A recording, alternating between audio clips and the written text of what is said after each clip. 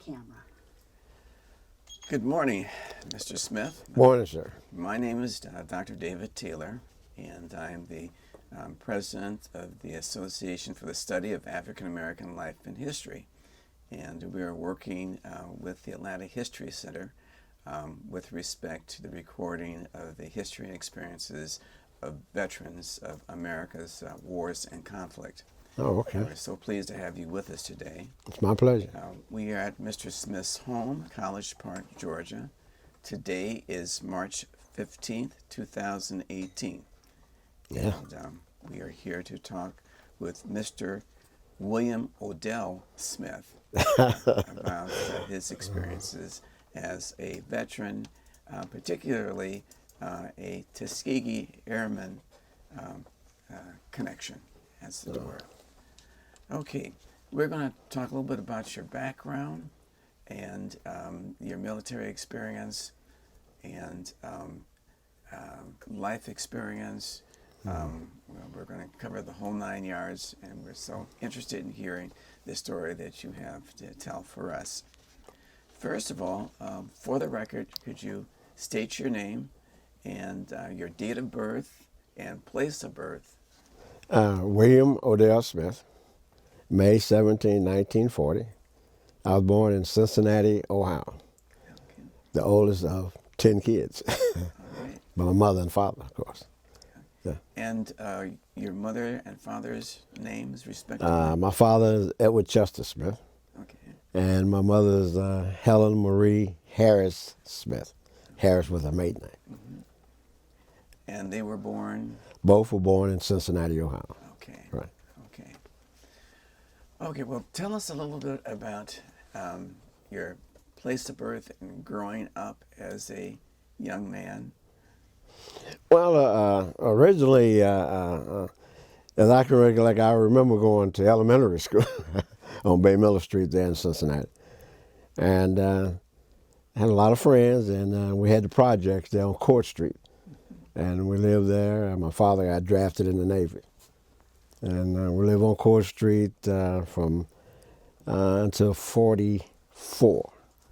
And then we moved to the projects on Clark Street, 622 Clark Street, in fact. And then my father had a job making, less than $1 an hour. Then we had to move out the projects. They gave us 30 days to move out. I was a little kid. And the family, we separated, and then after that we got back together, and we moved to Poplar Street, 1132 Poplar Street, Cincinnati, in the West End. And then I went to George F. Sand Elementary School, and I went to Bloom Junior High. Then I went to Robert A. Taft. Mm-hmm. And as a kid, I played basketball with Fenler Street Neighborhood House. Mm-hmm. And I boxed at Fenler Street Neighborhood House. I played softball and baseball for Fenler Street Neighborhood House. And what we called an outlaw back in the old days, we used to play against the adults. And we played that outlaw ball, and it was a lot of fun because we used to like to beat up on you guys. You know? Guys that was older than us, because we were teenagers, and it was a lot of fun. When they beat us, they loved it. But you figure we was 14, 15, and they was in their 20s and 30s, and. Yeah. So how many siblings did you have? How many brothers and sisters? Before, when I left to go in the Air Force, there were 8 of us. Okay. My father had, it was 3 boys, 3 girls, then 4 more boys. 2 boys came after I was gone. Okay. I was in service. Mm-hmm. And we all, it was and I remember when my father started making $1 an hour. Yeah. So what were the expectations for a young black boy growing up in Cincinnati, Ohio, back then? Well, you know, when I look back on it, it wasn't much. But there was Mr. Berry, I'll never forget, he owned a grocery store. But I didn't realize it at the time until I became associated with the Tuskegee Airmen, that he was very instrumental in the freedom, when the Tuskegee Airmen went to trial, the 3 guys. And he was the one that defended him. He was the lawyer, Mr. Terry. And I didn't know this. And he owned a grocery store? He owned a grocery store. I used to go by a grocery store and take me an apple off the stand. He used to come out and say, I'm gonna draft all of you. All of you are gonna get drafted. But he didn't realize I was younger. But when I was 12, I was the same height I am now. I grew up to 5'8", 5'9", and I weighed 140 pounds. Wow. So I was the same age, I was the same height as the older kids. That was 18, 19, and you don't draft me, but I didn't say anything. But he was very instrumental in watching me grow. And they all got drafted, but I was still there. So was there any particular interest that you had as a young man, both either in subject matter in school or just... Oh, well, I was what you would call an artist. I could draw real well. And I knew I didn't want to do what my father was doing. My father he was making, I don't know if you recall those number 3 tubs. That's where you take baths in back then. And he worked for Cincinnati Galvanizing and Steel until he moved to Pittsburgh. And I always said, when you finished the 9th grade back in Cincinnati during that time, you had a choice to continue to formal education or go to a trade school. And my intention was to go to continue formal education. I didn't know anything about mechanics. I didn't know anything about electrician, being an electrician or plumber or anything of that nature. And I said, hey, I'm going to continue formal education. And that's what I did. So you graduated what year? 57. 57. I was scheduled to graduate in 1958. Okay. And so in 57, I said it's time for me to leave.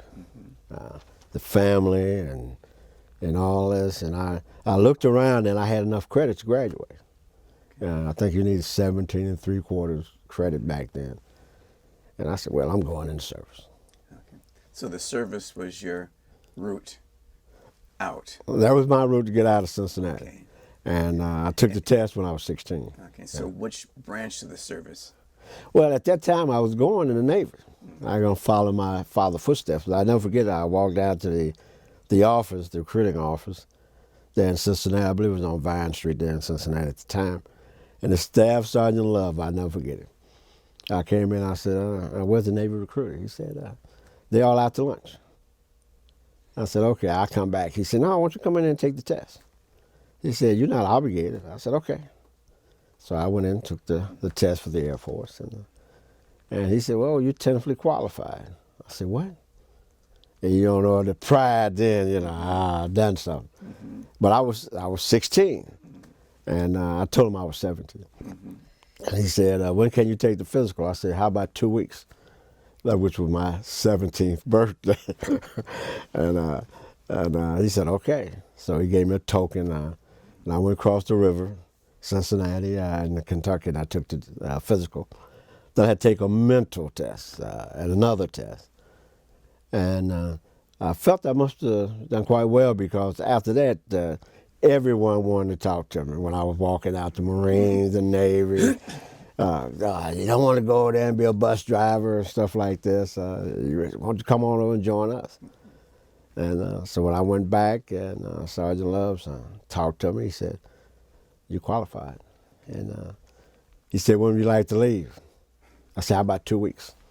That was my mother's birthday, on May 31st, 1957. Then I had to tell him that I was 17. So then it was between them and my parents. They signed the paper for me to leave. Yeah. Okay. So where did you take your training then once you were on your way into the Navy? Air Force. Air Force, I'm sorry. I went to Lackland Air Force Base, 13 weeks. It was like being in the Army. We were still Army oriented. We still wore the one-piece uniform. They were switching over to two-piece. And you still had the 5-mile walk, the bivouac. jumping off this tower, long tower, never get hooked up to a long chain. We sliding down like we're jumping out of a parachute airplane, and it was 13 weeks of marching and everything. That was it. It was rough. And, you know, I was just 2 weeks past my 17th birthday, so I won't tell anyone I was 17. So when they was asked and trying to find out who was the youngest, I raised my hand. I was 18. But I was the youngest guy. I was the baby. So were there many people of color in that training group? When I look back on it, there was only 3. 3. Yeah. And there was one white guy that by the name of Stewart from Cincinnati. And he lived, come to find out he lived in the suburbs of Cincinnati, but we was going through basic together. And we met after basic, but after that we saw each other twice, I think.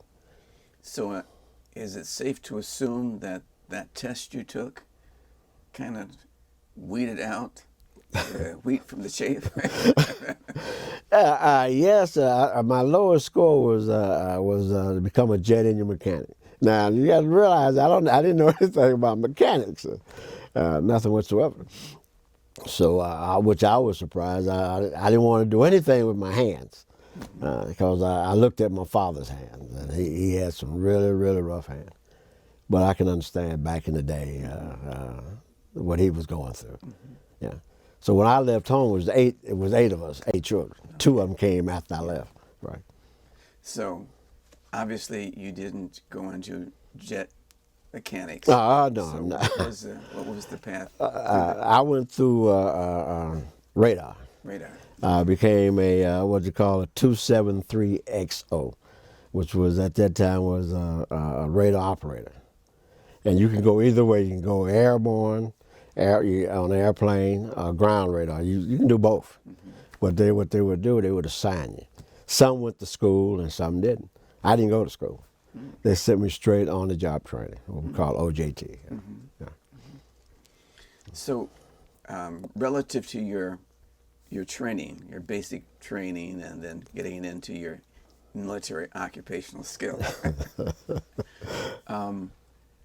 did you feel any discrimination, or was the system such that you felt awkward, or what was the dynamic there? Well, going through basic, I didn't. Basic training, it was rough on everyone. I really didn't feel the discrimination until I got to my second assignment. And that was at Jacksonville Naval Air Station. And that was back in 59. I was teaching history, black history, to kids there in Jacksonville Naval Air, not Jacksonville Naval Air Station, but Jacksonville, Florida, with the NAACP at that time. And I'll never forget, we was in the open bay barracks. So when I returned back to the barracks, there was guys playing cards, and I walked in, there was 3 Ks on my mirror and shoe polish. And there was a little cross on my bed. And so naturally, I asked the guys, I said, who did this? No one would say anything. Yeah. I knew someone knew that was sitting there playing cards. So I kind of retaliated. I got kind of angry then. And so I said, well, I'm going to find out who. So I started talking about their ancestors. And at that time, only one guy, he turned kind of red. And I said, he's the one that did it. But I couldn't prove it.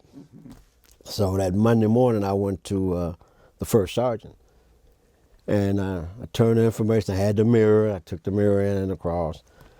And he was more interested in the NAACP than who put the 3 Ks on my mirror and the cross on my bed. He wanted to know more about what organization, the NAACP. And we had a form back then, what you call a DD-98, that lists all of the what you call organization that was segregationists, against want to destroy. Yeah, those type. And I said, they're not on this list. And I had to explain to him what the NAACP was all about. Never got any information from him. And And the other part, while I was stationed there, I couldn't get promoted. I was submitted 8 times for Airman of the Month, and never got selected. So I went in, I looked in, I wasn't promoted, I was wearing 1 stripe. So I went in and looked up the regulation, and I saw where it said if you hadn't been promoted in 2 years, you can get out of service on a non-productive discharge, honorable discharge. So I went and saw personnel people say, I want to get out. And I quoted the regulation to them and kind of shook them up. So they said they'd get back to me. So the next day, they called me down and they said, you can't get out of service. I said, what you mean? He said, you had a permanent change of station. I didn't read a little further down. I said, if you have a permanent change of station, you could not apply for discharge. So I said, all right. I was a 3 level then. I had my 3 level, which was semi-skilled. So I said, okay. And in the interim, I'm meeting a promotion board too, so, to see about being promoted. And we had a new commander that came in, a colonel, I can't think of his name at this time. And I had not met him, so I'm sitting at the promotion board, and they asked me all the questions about the jobs, and I explained all that. Then they started asking you these little funny questions, such as, I'll never forget, I always tell the kids when I go give speeches, if an electric train is going 60 miles an hour, which way would the smoke blow? Natural electric train don't have smoke, but and if an electric train going 60 miles north and it ran to a flag going 60 miles south and they went head on with the train stop. And then they asked the questions, the flag going up a 100-foot pole, how many feet would it travel to go half that? It sounds like voter registration stuff. Yeah, like this. But I didn't realize the commander was sitting in there listening to all this. So he asked me 2 questions. He said, do you dress like this every day? I said, I didn't turn my head. I said, yes, sir. I didn't know who I was talking to at the time. I said, yes, sir. He said, how come you haven't been promoted? I knew. I had an idea. I said, I have no idea, sir. I was promoted. And then after I looked back, I found out since the new year was coming, you all was coming to interview me, I looked back over, I noticed that every time I was promoted, it was something that had done extraordinary. Yeah. Yeah.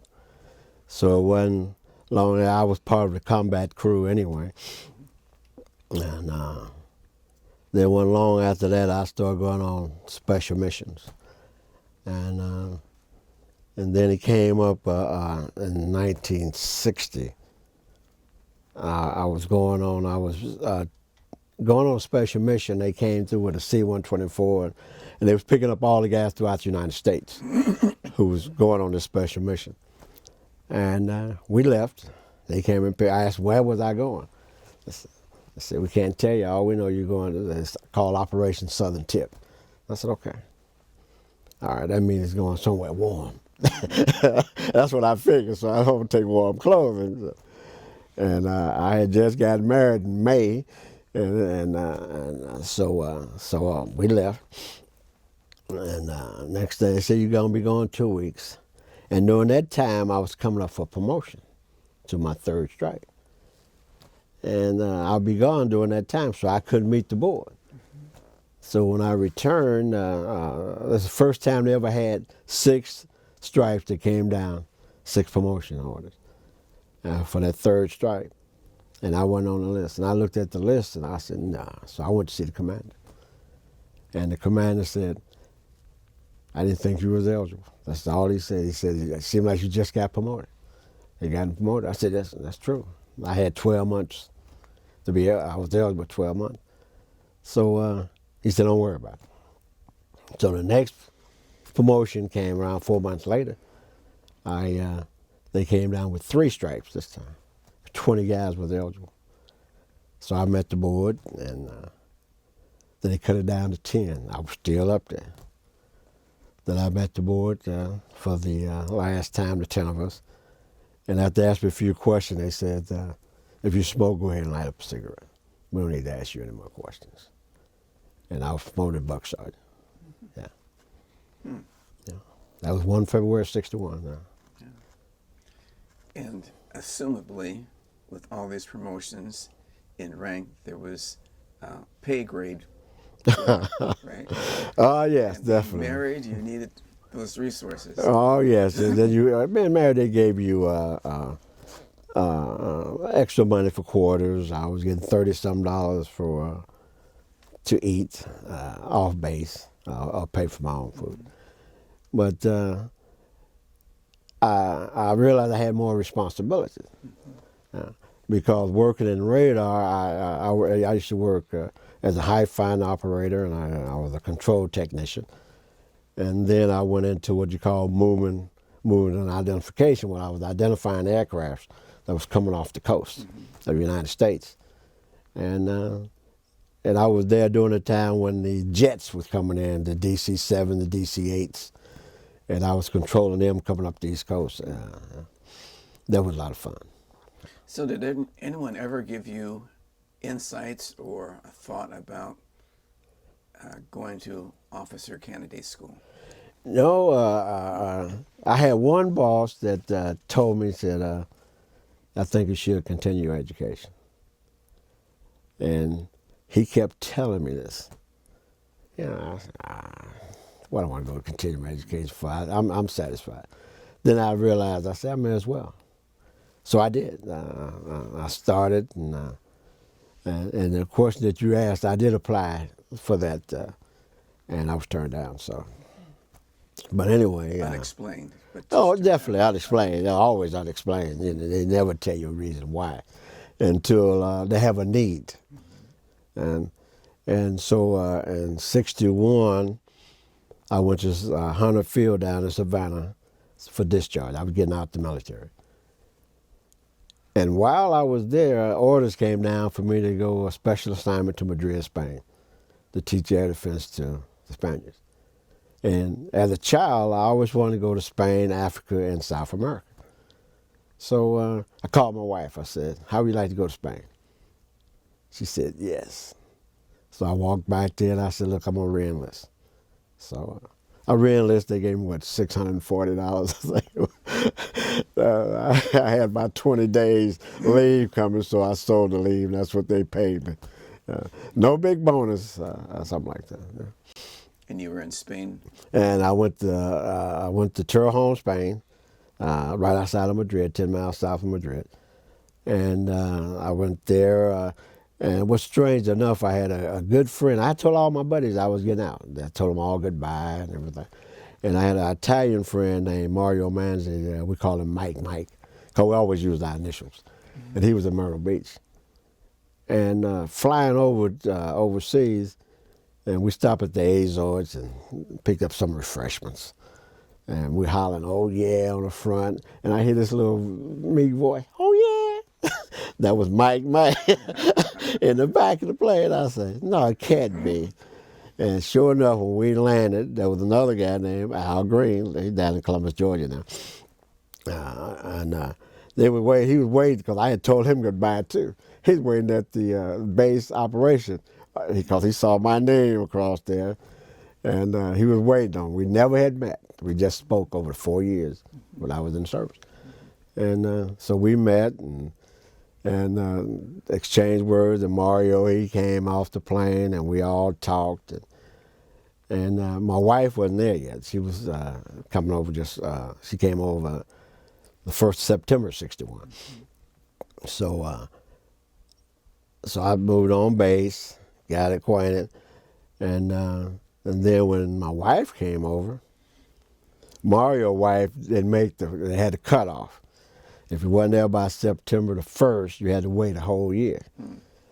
So I moved to Carnier House, which was at that time right outside the airport, Madrid. As you came from the airport, you came around the first circle to the left. I lived on the economy with the Spaniards. I want to live in a base house. I want to live with the people. And the government's paying me to live with them. And I enjoyed that, yeah. Well, let me back up a little because the years, let's say 1958 to 1963, were the beginning of tumultuous years for the country with respect to the challenges to the status quo around race, Yes. opportunity, and what have you. And oftentimes in the military, you hear a lot, you don't hear a lot. You're given information, and there's information you're not have access to, but you knew something was going on. How did that play out? Well, there's two stories on this. One was what you stopped meeting promotion board. What they was doing, your records was going to meet the board. And that way more discrimination was in place then. Because what they would do, in my case, now I was very vocal. If you told me something that was wrong, I would challenge it. And I'll let them know that I don't think it's correct. And they told Mario, he was Italian, they told him, said, as long as you're around Smith, Mario told me this, he said, as long as you're around Smith, you'll never get promoted. They told him that.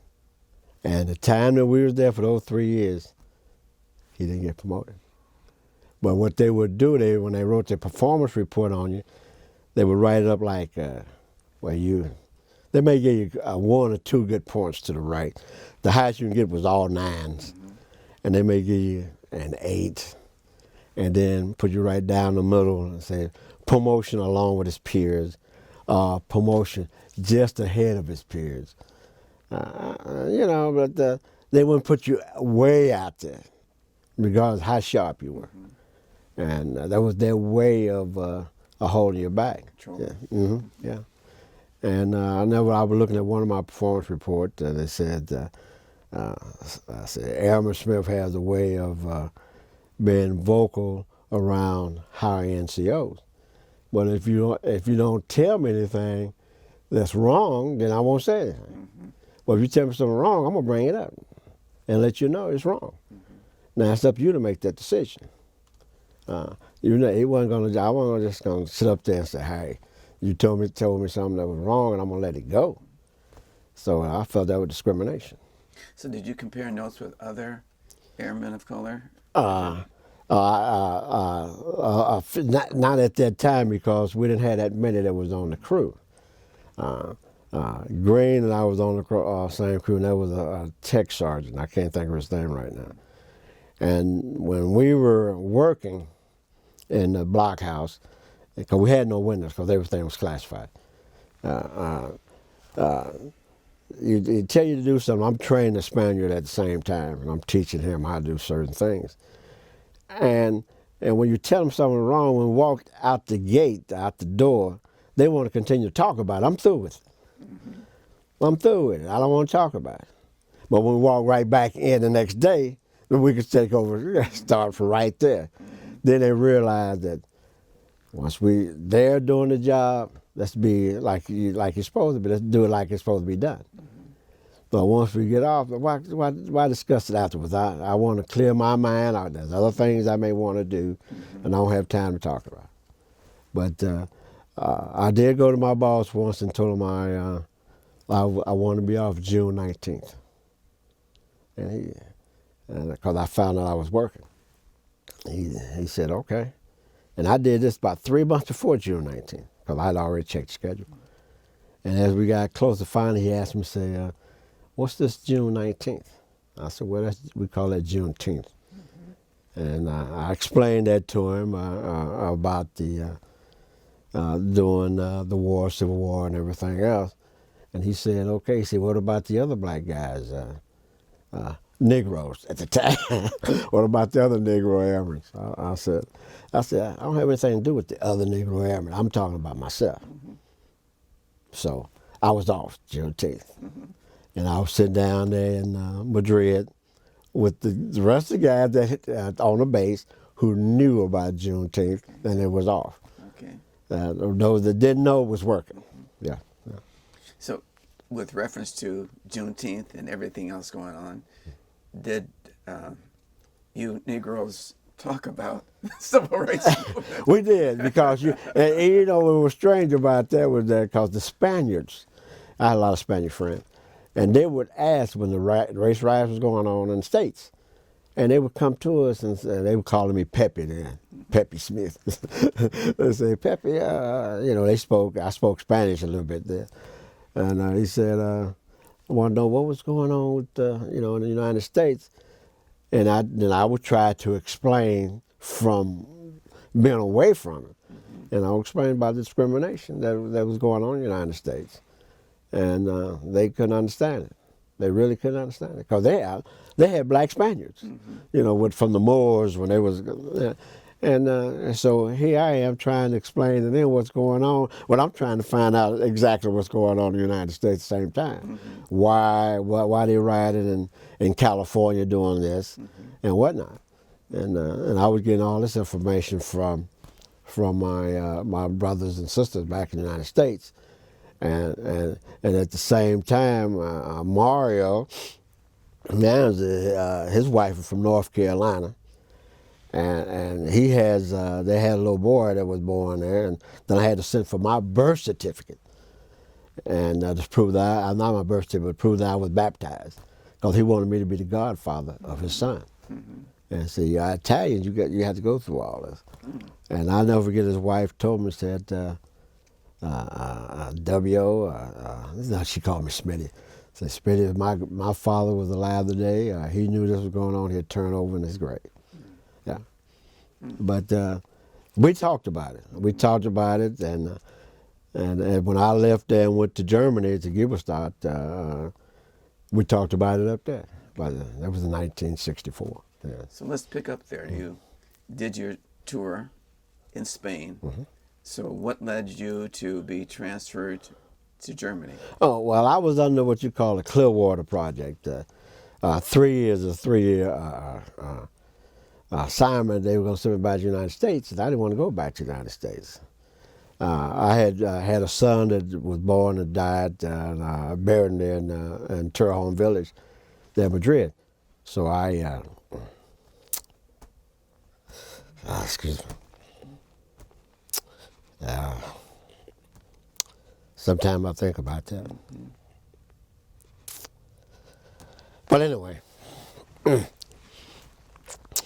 So I was planning on staying overseas. I was going to get out. I had a temporary job. I was going to go to work with Volkswagen as a technician there in Madrid, Spain.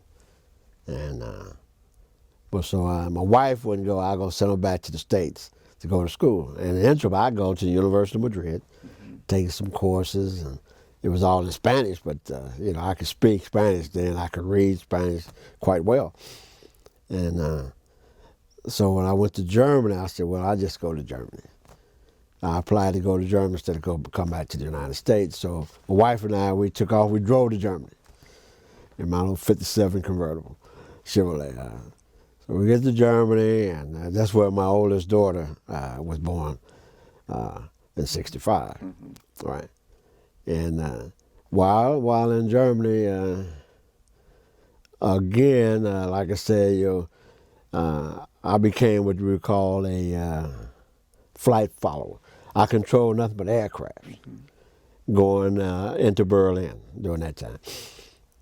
And what made it so fascinating, when an aircraft came up going up to Berlin, you had to check out the transponder.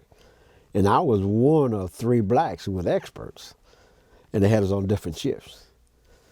And during that time, here I am training lieutenants and captains, the same thing that I'm doing. So when I sit down in front of that radar scope, and I'm talking to an aircraft going into Berlin, and he's flying up this corridor, and on the outside is a 20-mile wide corridor. This is before Berlin. Oh yeah, before the wall, before the wall fell. And you're going up this corridor, and you got all these fighters on the outside waiting on them to come off out of that corridor. You make a mistake, they can either shoot it down or force it to land. And you always tell them the activities going on. You're checking the transponders, and you're going to mode 1, 2, 3, and the emergency mode 4, and make sure it's working. And once they go up, and they check the Fulton beacon, and they go up, and they thank you. At that time, I was called 26 Alpha. That was my designation. And I knew I was going to be relieved by an officer. So I get up, I work on the scope for an hour, then the lieutenant or captain relieve me. Then maybe 2 hours later, I get back and relieve them, and I'm back on the scope. That was very refreshing. That was a good job. Mm-hmm. I enjoyed it. And so again, you were one of a few Negroes doing this. Oh yeah, that's true. One of a few that was doing that, and the most gratifying thing that I had up there during this time in Giebelstadt was a mercy flight was coming in from Czechoslovakia, and it was a blizzard there, and it was a mercy flight and running out of fuel and all this, and I'm sitting there drinking coffee. The only reason I was drinking coffee because I didn't even like coffee. But if you didn't drink coffee, you're going to stay on that scope a little longer. So I had to get my break too. So. And to make a long story short on that, as they were flying in, and I'm trying to find a base, a runway where I can land this aircraft. And it was going into Frankfurt. And the aircraft, he couldn't see in the blizzard. I'm talking to the pilot. And every time I tell him to check left 2 degrees, check left 2 degrees, check right 2 degrees. And he's flying, he studied his sentence. Now, he can't see the runway. I can't even see it. I got my scope expanded. But when I told the pilot that his wheel should be touching down now, all he could hear was, he was on the ground. And I would drop him down slowly. The next day, they came in with the base commander. And they saw that I was black, they were shocked. And they said, I want to take him out to lunch, dinner. And the commander told him, said, make sure you be back here tomorrow. And they were really shocked. They were shocked I was black. And the only other one thing that happened at the same time when I was there is I never forget the second lieutenant. We had an aircraft coming in. We call them X-ray, unknown. We didn't know what the aircraft was. So we scrambled a couple of fighters. And I'm setting up the plan of attack, how to attack this, intercept this. And I drew up a 135 beam to come into the aircraft. And I'm telling the lieutenant how to do it. He said, hey, you don't tell me what to do. I'm a lieutenant. That's okay. We missed the intercept. Okay. All right. So we missed the intercept. We get a phone, and then they finally made him friendly a little later on. So we get a call from the commander, not the base commander, the division commander. General called us up. He said, I want to talk to 26 Alpha. I can't think of Lieutenant Cole. So we get on the phone together. He said, 26 Alpha, tell me what happened. He was talking to me. And I said, well, sir, the lieutenant said he was a lieutenant, and he didn't take orders from an airman, an enlisted person. And I said, I had it set up for a 135-degree beam. I had it all set up. All I had to do was follow my instructions. He said, okay, you can get off the phone. The lieutenant lost his security clearance. He became, I put him in charge of motor pool, the dining hall, the bowling alley, all the recreation stuff. And he was a second lieutenant at the time. Mm-hmm. So I'm sure once he lost that security clearance, his career was over. Right. So, yeah. So did you learn German? No, I was only there for a year. I was only there for a year. But, strangely enough, if I regress a little bit, in '62, that's when I met Lieutenant Colonel Davis, Chappie James, rather. Mm-hmm. That's when I met him through Major Bertram Wilson, who was out of Connecticut. Wilson was black. He was the major, and Colonel James had come down from England for football. You know, we used to, back in those days we would play against big, large bases. We play against one another throughout, and we play against different military branches. I don't think they do that today. But that's when I first met Chappie James. Okay. And the reason I say that because you're going to find out later on how we became close. Right. So you had mentioned earlier that you really didn't want to go back to the States whenever you took the German assignment. Was that never wanted to go back to the States again, or you were having such a good time you wanted to extend your opportunity in Europe? Well, Europe was, they treated us a little different. In fact, while in Europe, to me there was no discrimination. I'm living on the economy with the Spaniards. I'm living on the economy with the Germans. And I went to Sweden. I went to Copenhagen. And it got to the point that there was an old saying back then, the blacker the berry, the sweeter the juice. And that was true. And I remember a time I went to Copenhagen, and I would fly in, I'd drive to the train station, get the train to go to Copenhagen. And once I got there and checked in, I would take a little wet rag and run over my head. And put it down. And then I'd go on out. I wouldn't even comb my hair. And it was strange that the people would look at you, but they would talk to you. And the animosity and the love was there, the hate wasn't there. And you felt comfortable. And it got to a point that being overseas, you didn't consider them white. You could all the white people in the United States. I'm sorry, all the white people was in the United States. They weren't white. They were European. They were the Sweden, the Spaniards, the German, or whatever. That's the way you looked at it. Yeah. But after my daughter was born in Germany, we were getting ready to adopt this little boy at the time, and she was pregnant, and the German lady, she had 5 other kids, and this kid was mixed. She had 6 kids total, and so we was going to adopt him. His name was Mark. He was 2 years old. Didn't speak a word of English. And we had I had a friend. They couldn't have children, so they came to me and said, "Hey, can we adopt him?" I said, "Sure, that's no problem." Yeah. I knew they couldn't have kids, so they adopted Mark. I can't think of his name, but his wife's name was Moniette. I can't think of his name right now. But they adopted Mark, and I spoke to them maybe 8, 9, 10 years later on the telephone. We was in the same career field. Yeah. So your tour of duty in Germany is over, and you had to make a decision. So what was the decision? I re-enlisted. Oh, okay. I put in, before then, I put in to go to Australia as an air traffic controller. And the Interior Defense, or whatever they call this guy, from the embassy, he came out to talk to me. And when he noticed that I was black, we sat down and talked. At that time, the pay was $10,000 a year. This was 1965. It's a 2-year contract, and they're going to pay for my housing and everything else. And he explained that they was having a problem with the Aborigines down there, and said if I had been married to an Australian, it wouldn't be any problem. He said, but since I was an American, married to an American, they felt there'd be a problem. And I understood. I understood where he was coming from. I said, I appreciate it. He said, well, we'd love to have you, but no.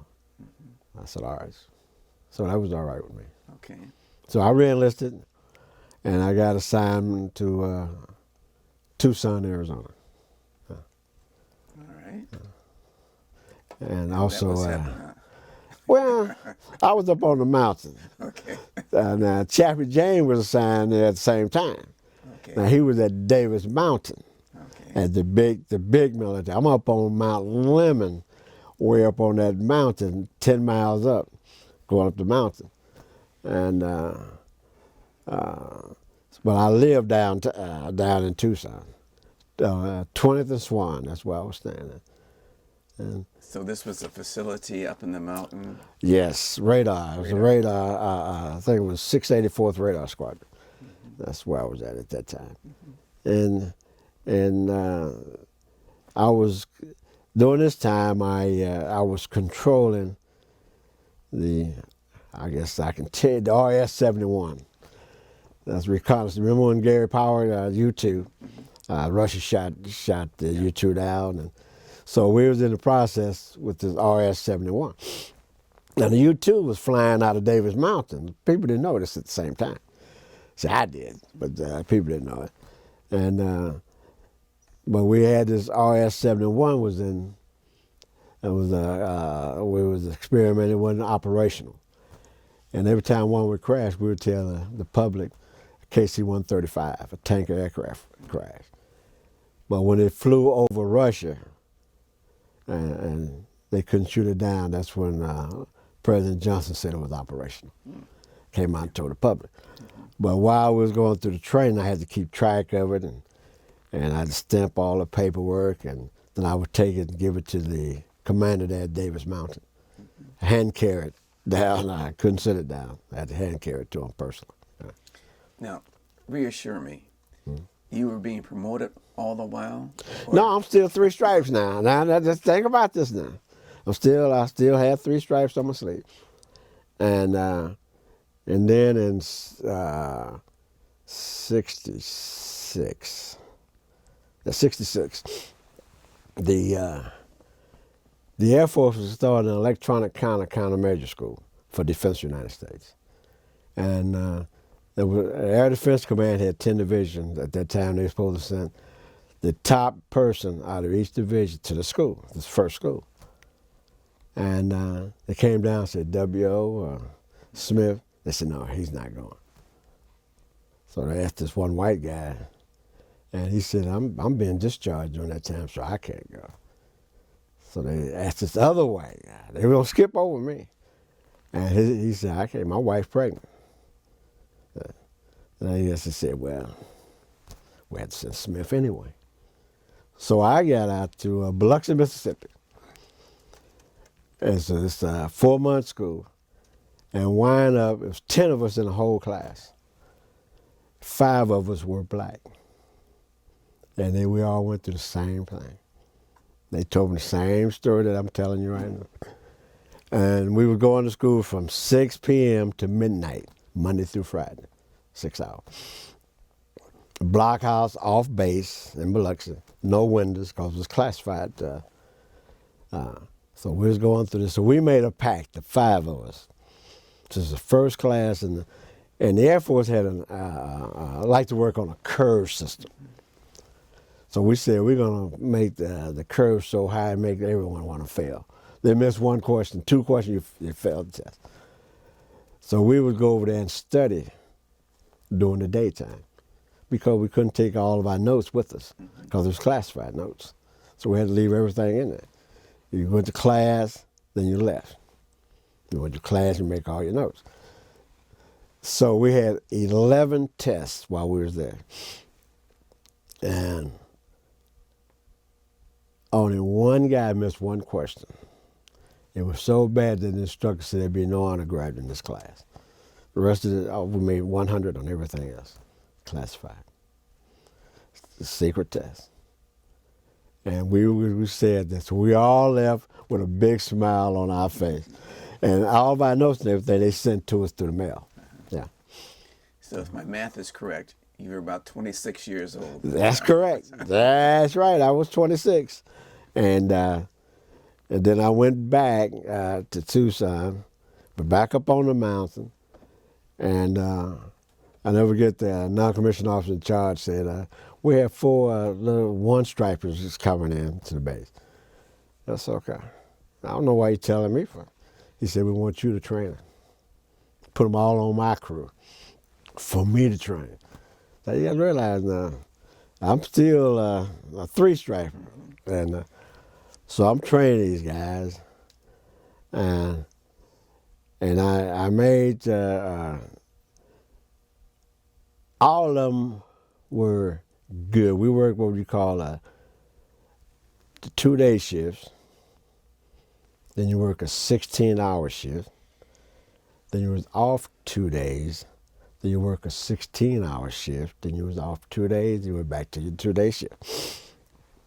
So after I got all these guys trained to where they can do some of the stuff that I would work a 16-hour shift by myself. We all work 2 days, then that 16-hour shift, I let them take off. I work by myself. But I would take that middle of that 16-hour shift off by myself, and all of them, 4 of them be working together. And I'd be sitting at home, and they need me, they would call me if any emergency came up. And I had one kid named Johnny Miller with, after I left, I made staff sergeant there. Right after that, December of '67. Is that Staff Sergeant 4, 5? Yeah, 4 stripes. Yeah, 4 stripes. I made staff sergeant, and this was considered semi-remote where I was at, and so I left there. My other daughter was born there in December of '67, and my wife, she was kind of disappointed because she wanted a boy. I was happy. I was happy because all I wanted was 1 son and 2 daughters. And that's when I became a member of the Big Brothers out there. They didn't have any blacks, so I joined. And I was the only black. Instead of having 1 brother, I wound up with 2, 3 little brothers.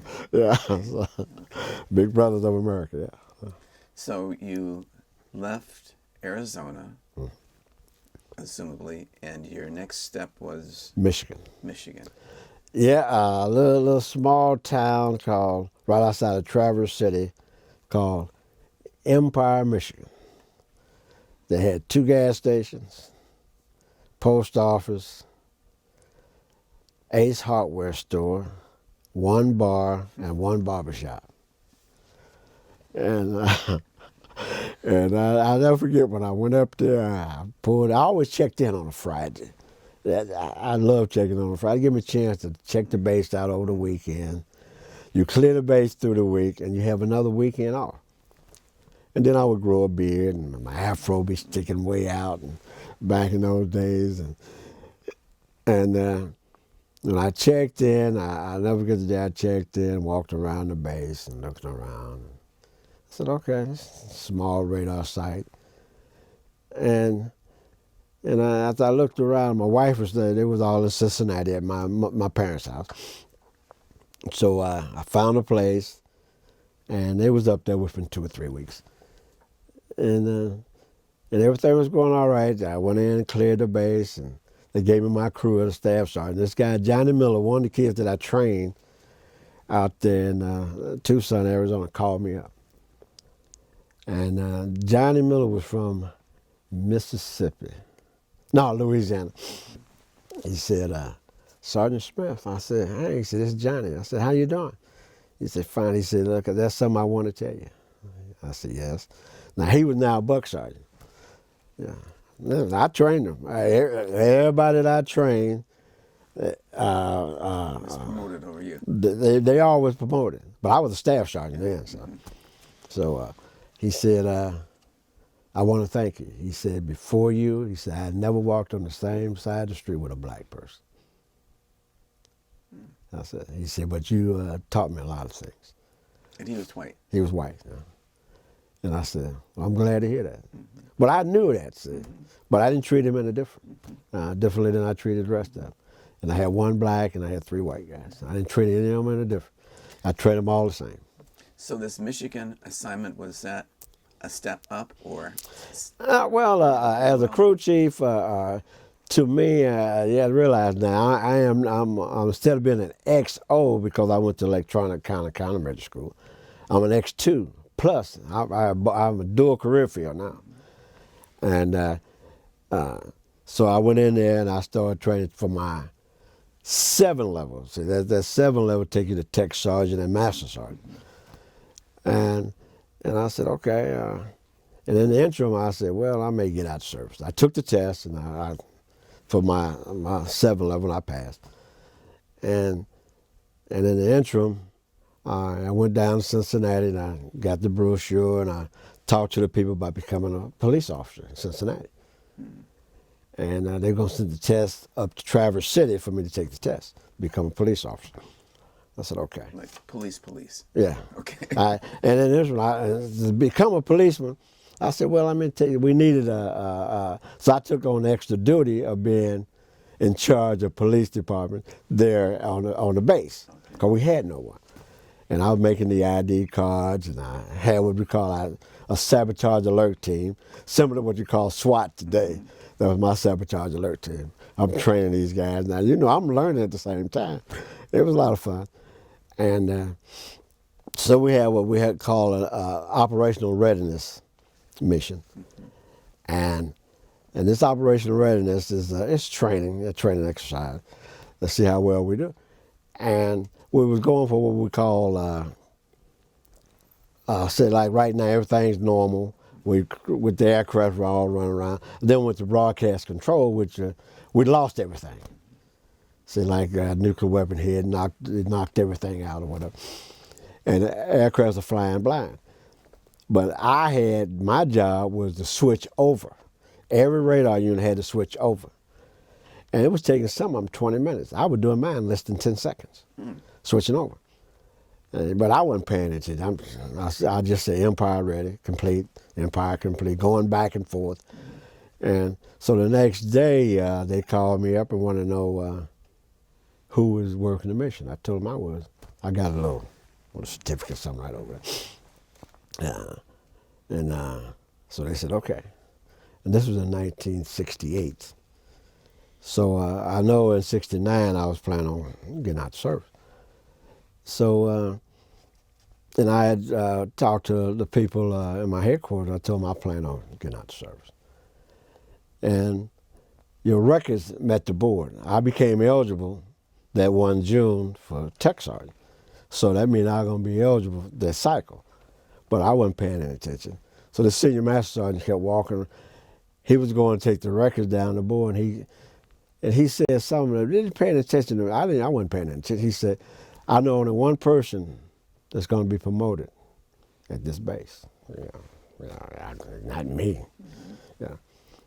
So I'm sitting around there in my my police office, air police office, and Lieutenant Tenor from Wisconsin walked in. He was a radar maintenance officer. Came in and closed the window blind, took the phone off the hook, closed the doors, and said, "Hey, you made tech sergeant." I said, "What?" He said, "Yeah, you're the only one made it." He said, "But they're not going to tell you because you said you're getting out of service." I said, "Okay." I thanked him for letting me know. And so I sat around there and I waited and I talked to my wife. Then I went and figure out how much money I was going to make as a technical sergeant as opposed to what I was going to make as a cop there in Cincinnati. So I looked at that and I said, "Oh, okay. I'm going to make $10 more. $10 meant a lot." And you got to think now, I'm getting housing, which is tax-free. Right. Now I'm getting that food money that's tax-free. Yeah. So I went back to the personnel the next day and I said, "I'm going to re-enlist instead of get out of service." Mm-hmm. They said, "Okay." So they changed me. And so, but you know, it was funny about it. 4 years, I was going to re-enlist for another 4 years. So it was funny about that. The next day, they called me down and let me know I was promoted to tech sergeant. Okay. Yeah. I was the first selectee, but I was the last one put on my strike because I had minimum time and grade. And so I said, well. So is that tech sergeant 7, 8? Yeah, I said E6. Yeah. I was E6 then. Okay. So I felt pretty good. And we stayed there for, and I had another little kid on my career. I said, "Don't worry about it, you'll be a staff sergeant before I leave." And he did. He became a staff sergeant. Because I wrote his performance report. So you stayed on another 4 years. Then did you decide to retire? No, I hadn't. I had just had 12 years in there, see. And I went to, from there I went to, now not counting the little missions that I was on. Some of the missions that I was on was classified. But our mission that I left there, I went to Watertown, New York, 70 miles north of Syracuse, right there at the Canadian border. They should have called it Snowtown. And I went to intelligence school. This lieutenant, he got angry because I went over him, and I went to intelligence school in Denver, Colorado. And then I asked my wife, I said, where would you like to live if I was retired? She said, well, I don't want to live in Cincinnati. She and my sister, they didn't get along. I said, what about Aiken, South Carolina? That's where my wife from. She said, nope, I love that little town. I said, how about Atlanta, Georgia?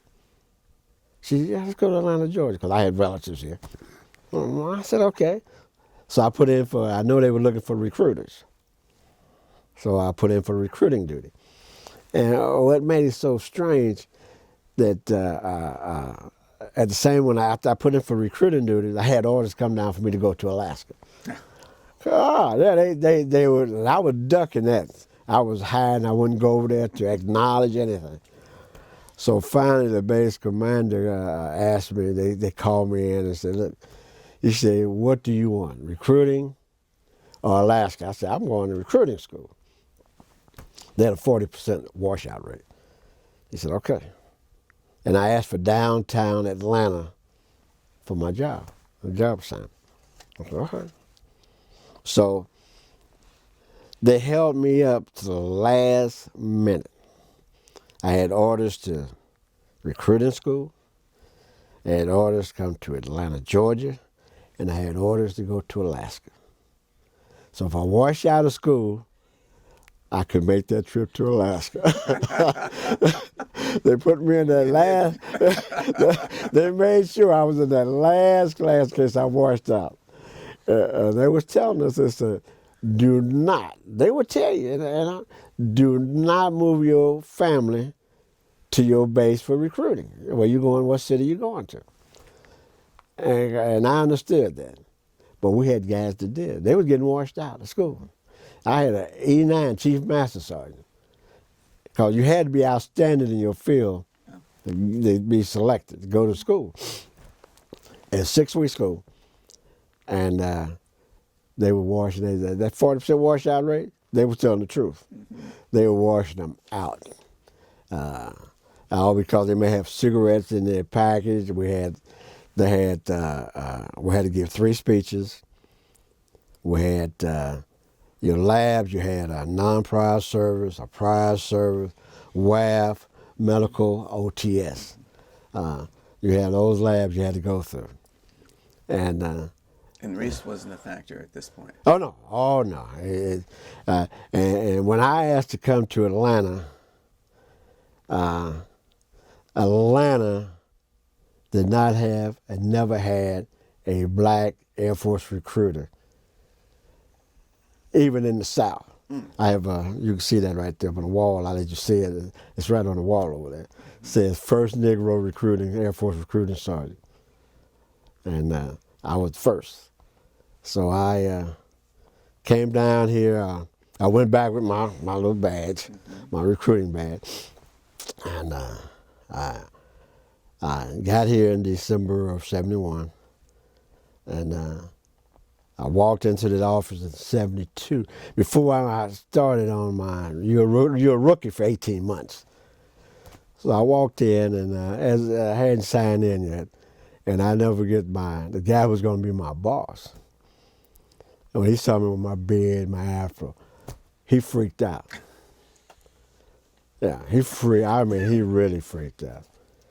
But this was, he kept telling me, wait till Smith gets here, because they didn't know I was black. They didn't know I was black at all coming in here. So when I walked in like I was a recruit, the guy interviewing me and whatnot. Then I told him who I was. So he took me to headquarters. And they looked at me and saw my beard, and we talked. But I wouldn't do the sign in till that Monday. So that Monday, I signed in. Then I'm clean shaved, afro is all neat. And I look like a completely different person. But I know this guy, Wally Coward, that was my boss. He was a master sergeant. And every time I would answer the telephone, he was listening. at first. Yeah. See, the first 6 months, the recruiting period ended June 30th, 1 July to June 30th. So you're a rookie for 18 months. So the first 6 months from January when I went on quota to June 30th, they gave me Northwest Atlanta. I said, okay. So, needless to say, I became Rookie of the Year. So, that's my little baby right there. That's my Rookie of the Year. And so I'm still a rookie. Now, I've been getting all these other little awards monthly, and I'm still a rookie. So the next 12 months, now I'm doing things at the radio stations. I'm doing things I'm writing articles for the newspaper, Find Yourself in the Air Force. And then come June 30th following year, I'm Rookie of the Year again. Never happened before. Back-to-back Rookie of the Year. And so Major Murphy put me in for the Air Force Commendation Medal, which was good. And so they gave me the Air Force Commendation Medal, and turn around, I said, good. So when I came up for promotion, again, I missed promotion by 1 point. So I checked on, I said, wait a minute. And from the time you're submitted for a medal, they had 90 days. Anything over 90 days, it was their fault. So I put in for correction. I went out to Dobbins Air Force Base, got the form, put in for correction of military records. And in the interim now, I'm getting ready to leave recruiting duty. So they came down, gave me back pay and promotion to master sergeant. So again, I only got promoted because I did something extraordinary. So when did you leave? I left here and reported to Alaska September. Alaska? I'll go out of here. They had to get me eventually. They had to get me eventually. So they showed me going to 3 different organizations in Alaska. Okay. Now, did your wife stay in Atlanta? Oh, yeah, she stayed in Atlanta. I had bought a house in southwest Atlanta. And I wound up going to, they had me, I can't think of the first base they had me going to. I went to winter survivor training first. And for 3 days. Then I went to Fort Yukon. And that was an experiment. And the first time we tried it, I flew into Fairbanks out of Anchorage, Alaska. And then I went over to this little airfield and got on this little small airplane with my luggage and the pilot, and we're sitting right next to one another. He said, "Don't touch nothing." I got my arm folded, and we're going down the runway. We couldn't even take off. We had to go all the way back, start over again, because it was heavy. Okay. And so next time we took off, we made it. Got airborne, and he turned the dial to 150. I said, "What are we doing with that?" He said, "That's the halfway mark." So we got halfway, then he set it back to 150. So when it got down to 0 again, he said, "Look for the big bubbles." I'm looking out for the radar. And then I see it. I told him when. Then we landed on this ice, Fort Yukon. And I go on the base and all this stuff, and a small radar unit. And that's when I met the Abasi Indians up there. And I met the guys on the base. And now you got to realize, I've been out of my career field now 4 years. As a recruiter? Because I was a recruiter, see, for 4 years. So I'm out of the career field, and I'm back into it. And then I'm walking to this radar outfit, and oh my goodness. And this other master sergeant, he was there, and he was operational.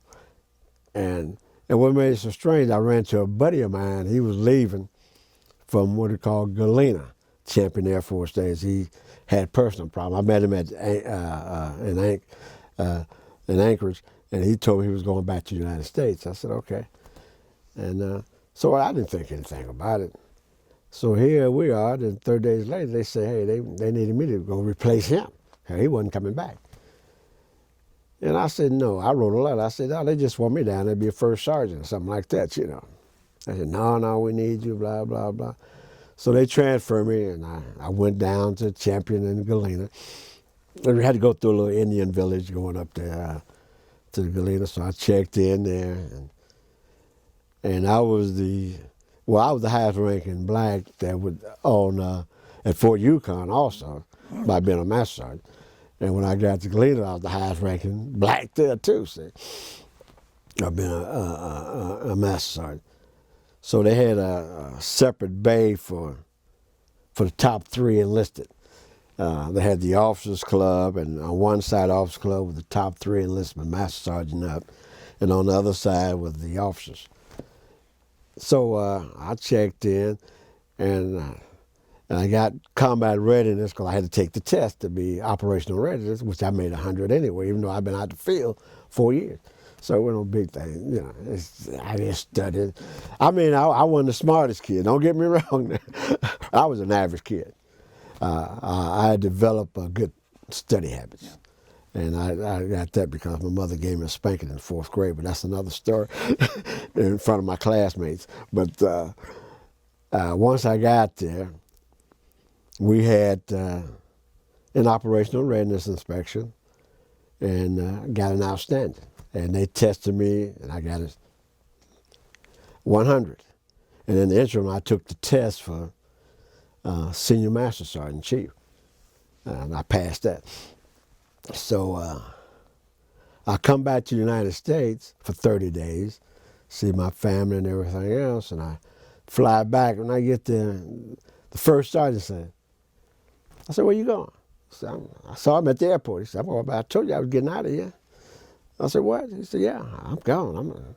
He said, they're probably going to make you the first sergeant, acting first. I said, no, they're not. And sure enough, they did. And I told the commander, I said, look, you know how I feel about first sergeants? I never really liked first sergeant. I always thought they were more or less like a pimp for the commander. He's a spy. And so he said, I need you for be the first sergeant. Also, while you're doing your regular job. So I became the first sergeant at that time also. No additional pay? No additional pay. No. Just responsibility. And that was kind of funny because then here I am, 35 years old, and everybody calling me Pops. Let me see, I just turned 36. They, hey, Pops. Yeah, hey, Pop. Yeah, and all this stuff. Because I just try to explain to them, look, you had 2 guys that outranked me on the base. I said, one was a senior master sergeant, one was a chief. I said, make them first sergeant. But he said, no, I want you to be the first sergeant. I said, okay. So then he told me, he said, by the way, we have another operational readiness inspection. I said, no, we had ours already. You had 1 a year. He said, no, General James, he was in charge of NORAD at the time, requested that we have another one. Now, I said, all right, that's what he wants, he'll get it. But see, in the meantime, I had put in for retirement twice and was disapproved twice. And I wrote the Secretary of Defense explaining, the policies. I explained that once you get tired, it's time to let a person go. Mm-hmm. Yeah. And this 2-star general came back talking about, the need of the Air Force. And love of country. All this. I said, all right. But I'm still coming up for discharge, so they're going to do something. They're going to extend me without my say-so, or what they could have. So I said, okay. But Nina, I didn't know it was Chappie James that did it at that time. So he was here in Atlanta, too, at one time. But so anyway. So we have another ORI, Operational Readiness Inspection. I get another outstanding. So next thing I know, General James flies in. Now, I'm the first sergeant at the same time. So I said, I'm going one way. All the buildings in Alaska are connected. Mm-hmm. So you could walk around, don't have to worry about going outdoors. So finally they called over the PA system when Master Sergeant Smith reported to the base commander's office. So I went on down there, and there was General James with his 4 stars, his captain, his aide, the base commander.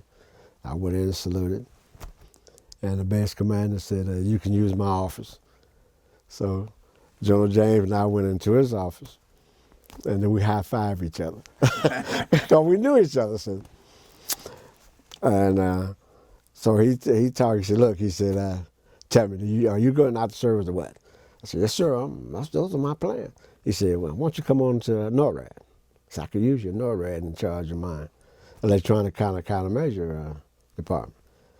I told him I was fed up. He said, "Well, you know you're on order for senior." See, I didn't know this until he told me. He said, "You know you're on order for senior master sergeant."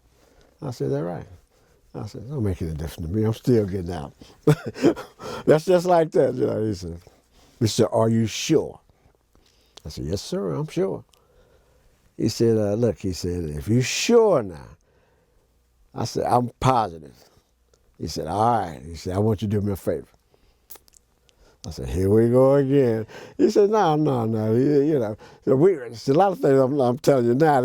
I couldn't tell you what the other things that we said, we talked about. So he said, "I have this Colonel Ross," I think that was his name.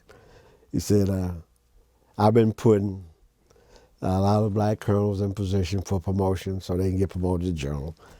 And they start promoting non-rated officers. And this guy was a non-rated officer. He wasn't a pilot or one of those rated guys. He had never had a command before. And he said, he's the first-time commander, and I'd like for you to go up there and take over the radar squadron, the radar operation, and get him an outstanding so I can get him to the Pentagon and get him promoted." I said, "Okay." But I made a mistake. I didn't ask him where I was going. All I was concerned about my retirement. I said, "What about my retirement?" He said, "When you get there," he didn't tell me either. He said, "When you get there, put in your papers, it'll be approved." I said, "Okay, Joe." I said, "That sounds pretty good." So we talked about Spain and Tucson, and when he came to Atlanta, and everybody thought I was his aide and all this stuff. When he first made brigadier general, so we talked about all the good stuff. So we laughed and we joked, and then we went on back out and said goodbye and all this. So my orders came down. Bangor, Maine, Charleston Air Force Base, Bangor, Maine. I got on the phone. I started calling. They kept telling me he's not available. He's not available. So I said, "Okay, all right." I said, "He got me this time." But I kept calling him. So November 1976, right, the Veterans Day, I checked in on a Friday, of course. So I get to the non-commissioned officer club. I walked in, and the base commander's there. He sees me. So he comes over, introduced himself. So your top 3, I don't know if they're still doing it, but from Master Sergeant, Senior, and Chief, a copy of your records went to the base commander. So he have an idea what type of person he has coming in. So he knew all about me, basically. So when I arrived there and we met, I'm supposed to take over the radar. But he offered me jobs, asked me if I wanted to be his first sergeant. I said, no. He asked me about all these other different jobs except taking over the place up there. So finally he said, "How about superintendent of a motor pool and all those people, the plumbers and all that, boiler room?" And I said, "Okay, I'll take that job." You know, I'm smiling to myself. So I checked in that Friday. So that Monday, I got ready to clear the base. I gave my retirement. I carried it with me. I give it to this lieutenant. And he said, no, you had to be here a year before. I said, Lieutenant, process my paperwork and be approved. And I said, oh, by the way, I'm in some cramped quarters over here. I'm authorized a 2-bedroom because of my rank. He said, we have no place for you for a 2-bed. I said, well, you had to find one, Lieutenant. And I'll quote the manual to him. He went to the base commander. The base commander said, he's authorized. The only place they had on there was the BOQ, the Bachelor's Officers' Quarters. So they came in and said, look, he said, we're going to have to make some changes. Could you wait about a week until Monday of next week? I said, why is that? He said, we're going to have to move the officers from the bottom floor of the Bachelor's Officers' Quarters to the 2nd floor. I said, sure, I can wait. So I went down to the motor pool and I put out my little rags, telling the guys to come to work clean because you work as a plumber. Don't mean you come in dirty. You come in dressed accordingly, get dirty on the job. So the 1st of December, I went on leave again for 30 more days. I want to make sure I wasn't going to have any days left when I got served. So I came back to Atlanta. So when I reported back in January of '77, they said the base commander looking for you. Now, still in the interims now, I'm trying to reach General James. He still, and so I said, okay. So I went off base, went to the base commander's house, and we sat there. And he said, Sergeant Smith, he said, I need you up at take over the radar operation. I said, oh, you must have received a phone call from General James. And he turned kind of red because he had. I knew he had. But he said, I said, okay. I said, I'm going to tell you one thing, Colonel. I'll go up there and I'm going to do what I'm supposed to do, but I'm not going to get operational readiness because I'm retiring 1st of June.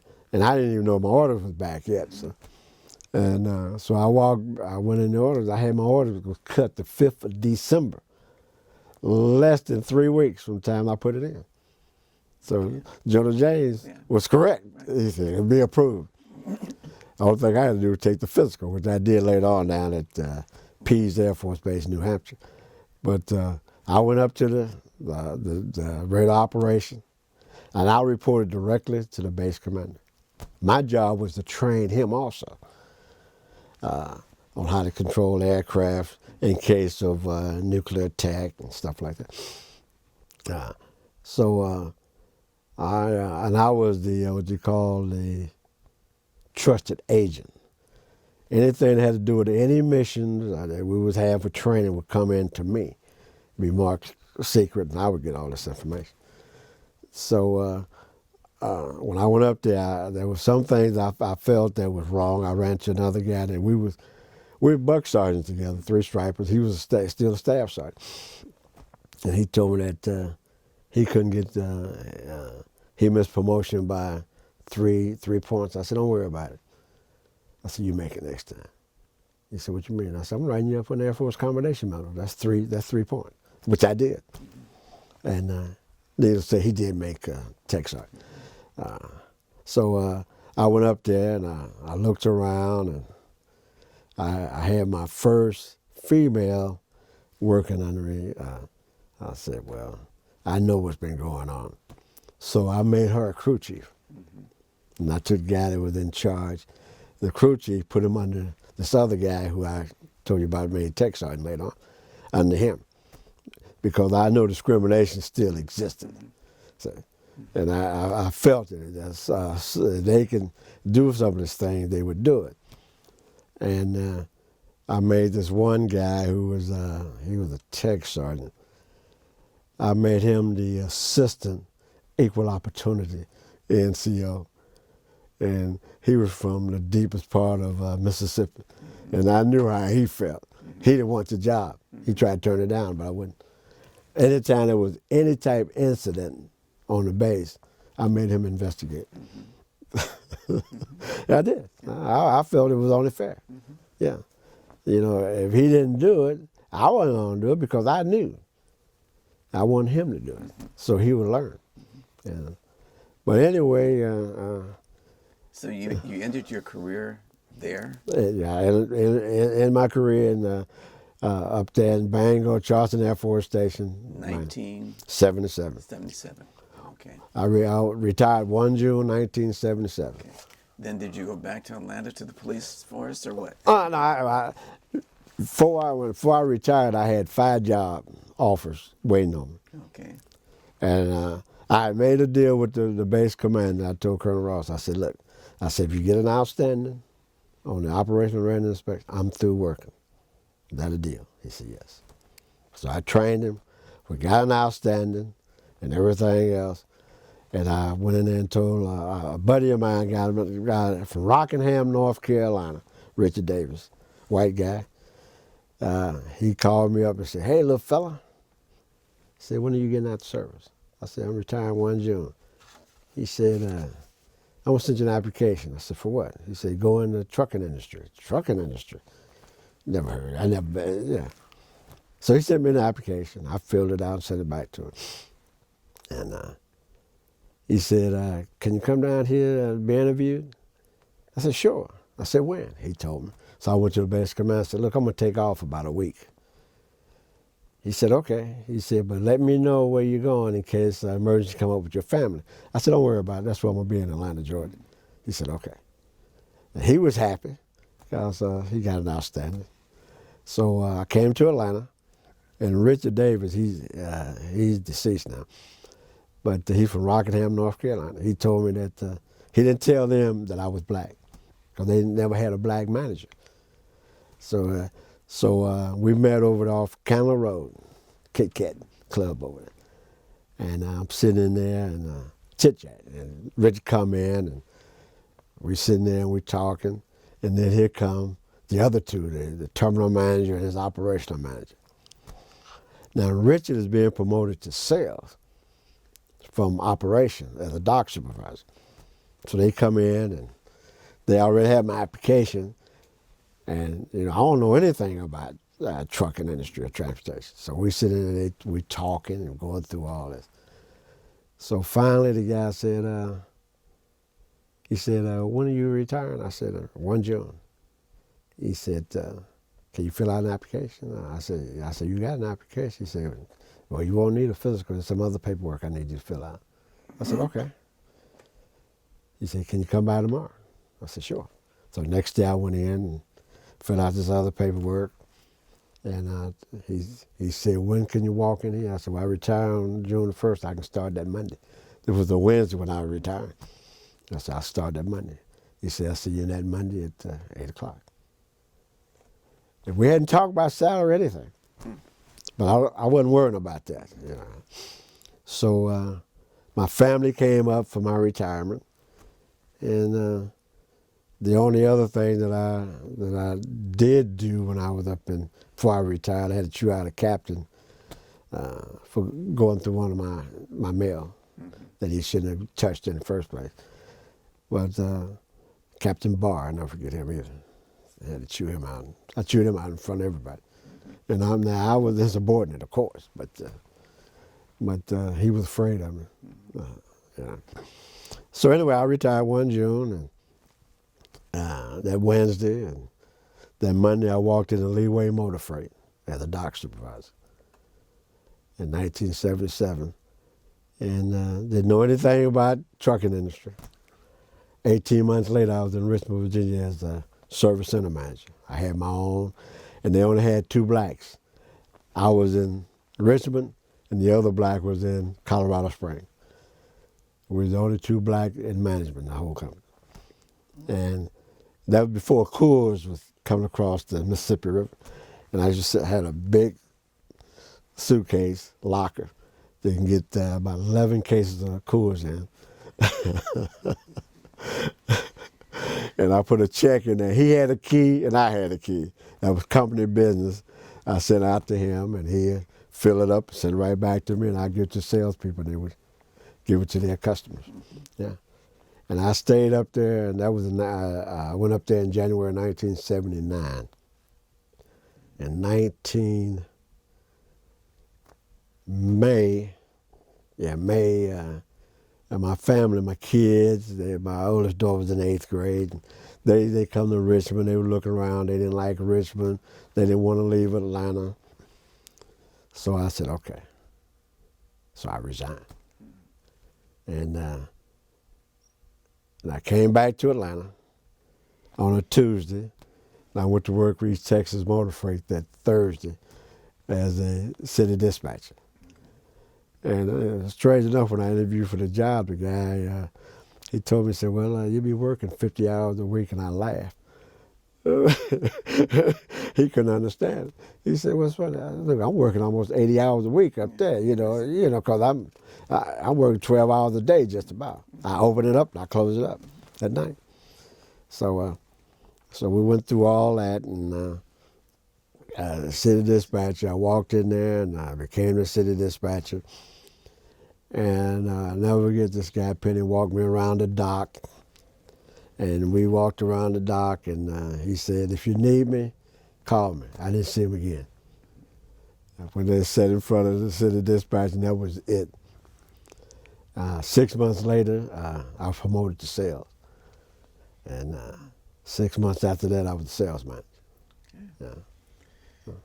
And I'm assuming that the pay was better than military grade. Oh, no doubt about it. No doubt about it. Well, let's go back just a piece, because one of the things that obviously you have exceptional ability to work with people and to problem solve and to redirect resources to where they need to be. So that's a skill set that you have. One of the things that we, in other interviews I've had, is talking to veterans about what was it in the military that they picked up with respect to skill sets, attitudes, dispositions that made it possible for them to transition from that world to the other world. Well, I think in my case, And your mother notwithstanding, you were beaten in front of the 4th grade. that made a big difference in front of my classmates. But that was in 4th grade. But I learned, in my case, being in the military, I watched a lot of people, what they were doing. And I realized that if you treated the other people just like you want to be treated, and which I did, because I was in a union and a non-union environment when I got out of service. But I saw the discrimination that was happening that applied to me. And if it applied to me, it applied to someone else. And because you didn't like me because of the color of my skin, it didn't bother me. It bothered me at a certain point, but I did not use that against you. We don't have to be buddies, but I'm going to treat you like a human being regardless of whether you like me or not. But we got a job to do, we're going to do the job. And if you come up with a good idea, I'll make sure you got credit for it. I'm not going to get credit for it. That's your idea. And that was always been my thought. And I've seen a lot of people who would take a person's idea and claim it for themselves. And so when I got in a position of authority, I said, a lot of these things that they're doing here, I'm not going to do. And when I got in a position, if you're supposed to buff the floors and strip the floors, say, every Sunday, and then you turn around, you got some dignitaries coming in Thursday, you're going to do it again. No, you're not going to do it under my watch. You just sweep and buff the floor like you've been doing. Mm-hmm. And that was one of the things that I felt. I felt if I treated you the way you're supposed to be treated. Right. So is this something you passed on to your children? Yes, I think especially my youngest one. She got to the point that said, see, I retired at 55 and a half. So my younger one wanted to beat me. She always wanted to beat me in everything. Right? So that's like when she got a master's degree, she said, "I'm equal to you, Dad." I said, "No, you're not." She said, "What you mean I'm not?" I said, "You're better than I am." yours is younger, mine's old. So, but she retired at 49 and a half as a school principal. And she's over in Dubai right now. Yeah, so she and the only reason she went over there, she asked me, said, Dad, because she's divorced, so she asked me, said, Dad, do you want me to go? I said, look, I enjoyed my life. I had a good time. I met some wonderful people over my career, over my lifespan. I said, I'm living longer now than I thought I ever would live. I said, enjoy yourself. I want to get to your family, but I want to back up just a little bit to reiterate points that you were trying to make to the younger generation, I think, through this tape.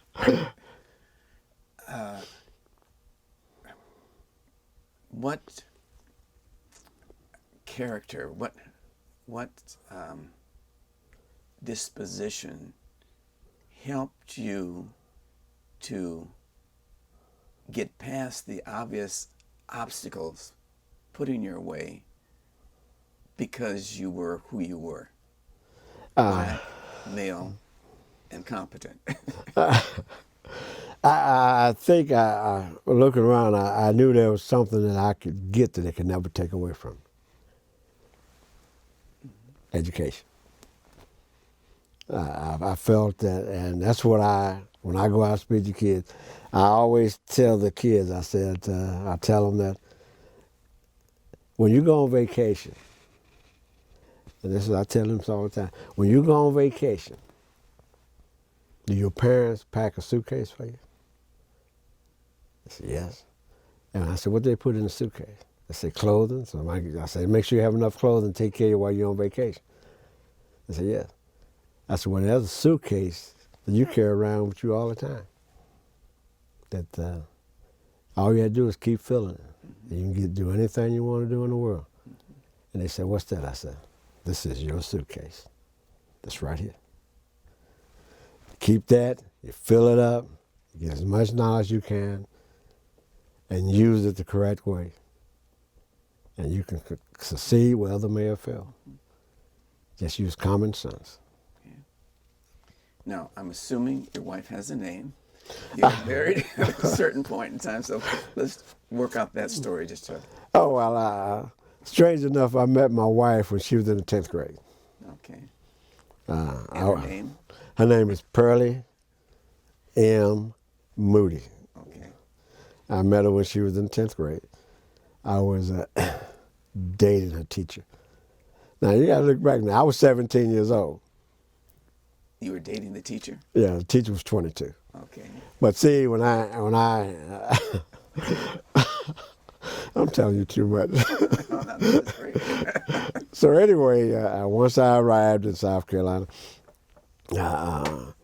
I acted like I was 21. I always act older because I was around older guys, and I carried myself as an older guy.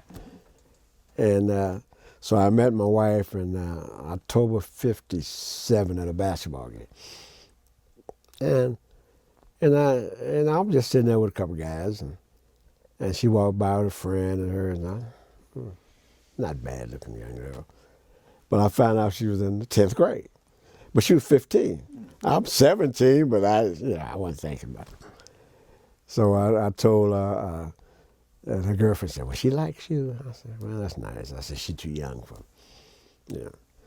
But eventually, because she graduated from high school when she was 17, a year later we got married when she turned 18.